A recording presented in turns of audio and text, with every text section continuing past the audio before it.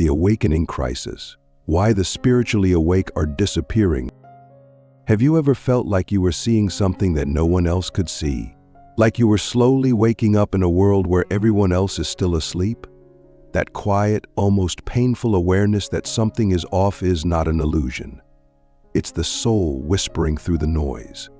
Carl Jung warned us that this moment would come. He didn't speak in hashtags or sound bites, but in psychological truths so deep they still ripple through everything we experience today. Jung foresaw a future in which the modern person would be so disconnected from their soul, so busy performing for society's expectations, that the deepest parts of themselves would fade. And now, here we are. The spiritually awake, those few who still hear the faint signal beyond the static, are vanishing. Not because they're dying, but because they no longer fit into a world that denies the soul. And what the world denies, it erases. Slowly, silently, and with frightening efficiency. Carl Jung once said, "People will do anything, no matter how absurd, to avoid facing their own soul." And look around, are we doing exactly that? We've built an entire culture on avoidance. The moment we feel discomfort, we reach for stimulation. When we feel emptiness, we drown it in noise. Social media, endless scrolling, notifications, validation. We've traded meaning for metrics, truth for performance. But awakening isn't performance. It's painful, it's raw, it's lonely. It requires us to sit in silence and face everything we've been taught to fear. Our trauma, our contradictions, our insignificance, and our infinite potential. And because most people are terrified of that silence, the spiritually awake are pushed to the margins, misunderstood, or worse, ignored entirely. Because when you no longer play the game, you become invisible to those still trapped inside it. Click subscribe to this channel to get more profound insights. You see, real spiritual awakening isn't glamorous. It's not something you can brand or market. It's not about being positive all the time or collecting crystals or quoting the latest guru. Real awakening is a confrontation with the self. It's a collapse of your false identity, a stripping away of everything that isn't truly you. That's why so few people truly awaken, because the world doesn't reward awakening, it punishes it. When you begin to live from a place of inner truth, you stop seeking external validation. You become quieter, more introspective, less reactive. You start to see through the illusions. And in a world addicted to noise, silence becomes threatening. Truth becomes radical. Depth becomes dangerous. So the few who awaken often retreat, not because they're weak, but because the noise is too loud, too hollow, too false. They vanish not just from society, but from its values, its definitions of success, its distorted sense of reality. Carl Jung believed that the central task of life is individuation, becoming who you truly are beneath the mask. But individuation is not a path for the faint of heart. It requires solitude. It requires standing apart. It requires descending into the shadow, the parts of ourselves we hide, repress, or deny. Most people would rather stay comfortably asleep than risk that descent. But here's the paradox. The more you awaken, the more you may suffer, at least at first. Because you begin to see how much of the world is asleep. You begin to realize how few people actually think for themselves. You may even begin to question your own sanity. But what if your discomfort isn't a sign that you're broken, but a sign that you're becoming whole? What if your suffering is not a flaw, but a fire burning away everything false so that something real can be born? So let me ask you directly, are you willing to be misunderstood to stay true to your soul? Are you willing to feel isolated, to walk away from comfort, to face your own shadows just to live authentically? Most aren't. And that's why the spiritually awake are vanishing. Not because they've given up, but because they've outgrown the illusion. They're walking into deeper layers of existence, ones that can't be captured in likes, followers, or algorithms. They are not gone. They are underground, waiting, watching, building something new in the silence. And maybe, just maybe, you feel the pull to join them. Because if you've ever felt that you don't belong in this world, it might be because you came here to create a new one. The invisible war.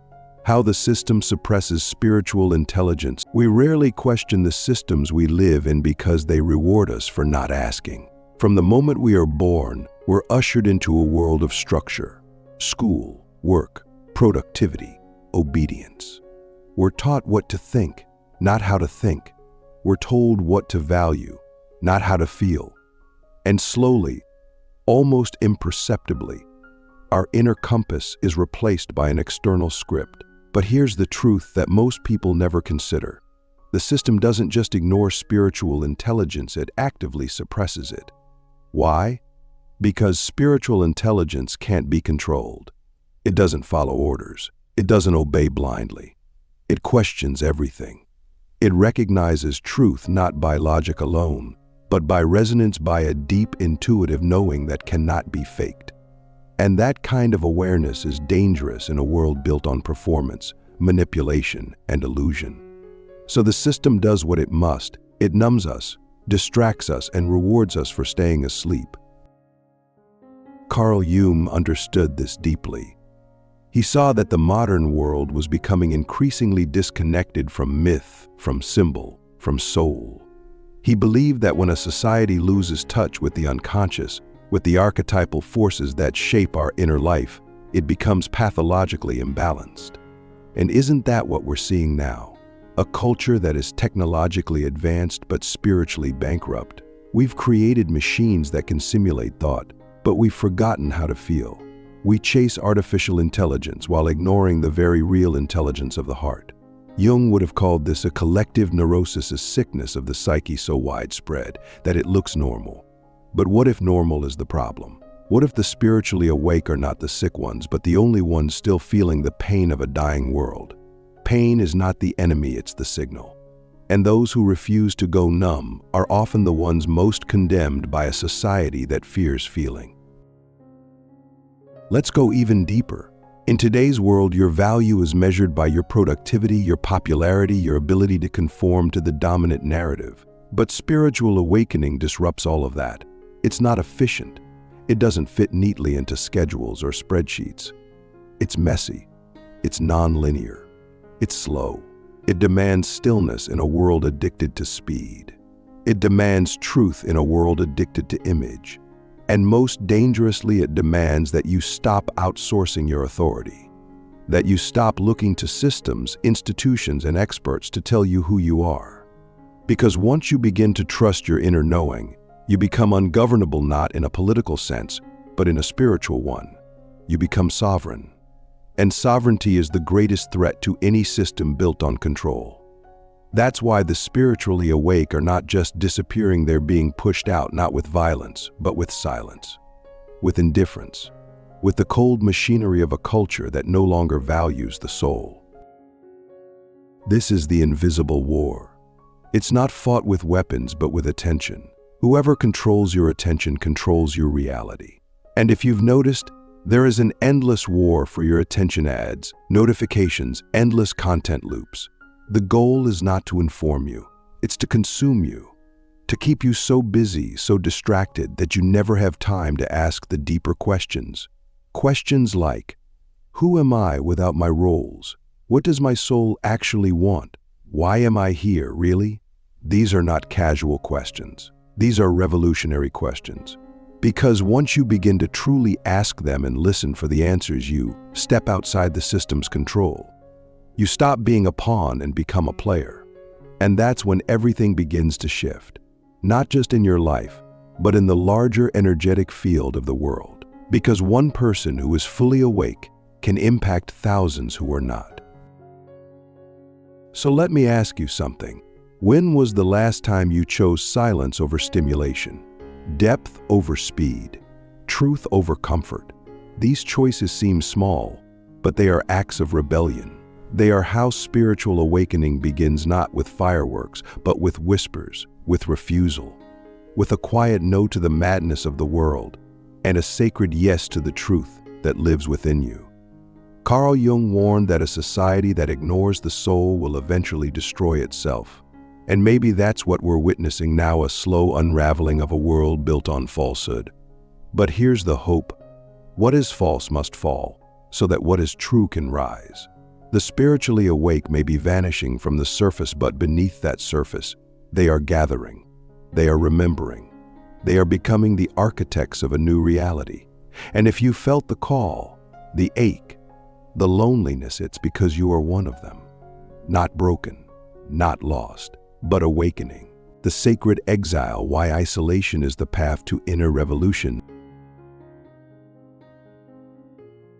There is a strange moment in every spiritual journey, a quiet, aching threshold where you realize that awakening doesn't make you feel more connected to the world at first.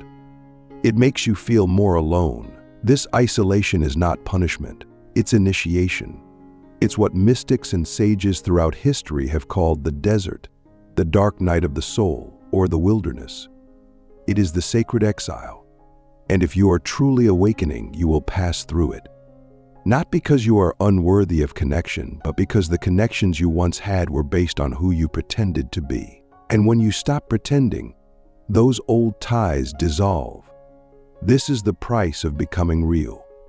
You lose the world you once knew, but in doing so, you begin to find yourself. Carl Jung said, "Loneliness does not come from having no people around, but from being unable to communicate the things that matter most." And that is the silent grief of the awakened, to see clearly in a world that refuses to look. But solitude is not the end of the road, it's the beginning of transformation. In solitude, you begin to hear your own voice again. Not the voice of your ego, which shouts, but the voice of your soul, which whispers. You begin to untangle your true desires from the one society implanted in you. You begin to ask dangerous questions. What do I actually want? What kind of life would honor my soul, not my image, not my brand, not my reputation, but my essence? These are not questions the world encourages you to ask, because the answers will almost always lead you away from the path society deems successful.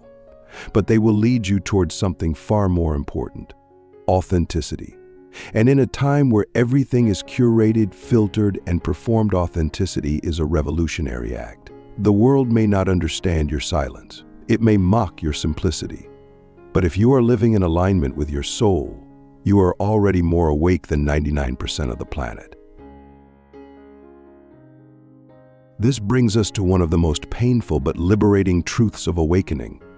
Not everyone will come with you. In fact, most won't.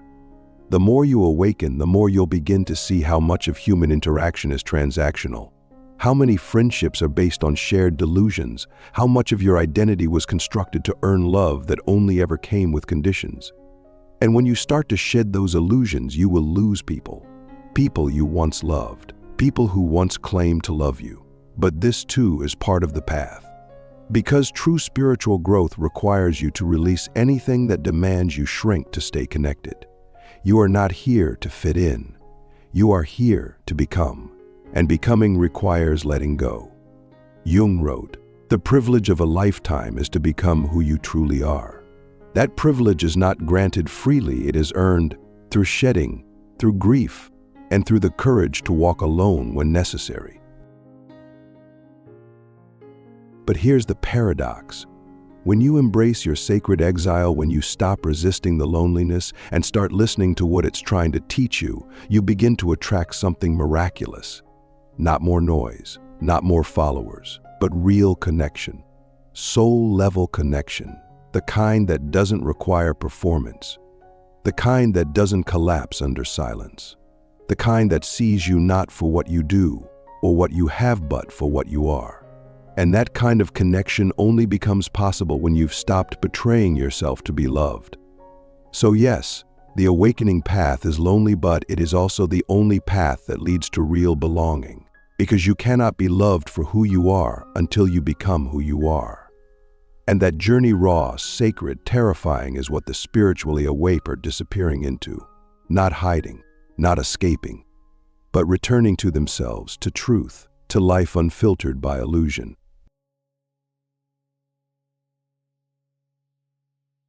So let me leave you with this. What if your isolation is not a crisis but a calling? What if your discomfort is not a flaw but a compass? What if the very thing you've been trying to avoid, your aloneness, is the doorway to everything real, everything lasting, everything sacred? Carl Jung warned us that the modern world would try to seduce us away from ourselves, that it would offer us every distraction, every pleasure, every identity except the one that is truly ours. And now, as the spiritually awake begin to vanish from the systems that once defined them, they are not disappearing into darkness. They are disappearing into depth, into presence, into the wild, uncharted territory of the soul. And maybe, just maybe, you're ready to join them. Not by becoming someone new, but by remembering who you were before the world told you who to be. That is the revolution. That is the return. That is the awakening.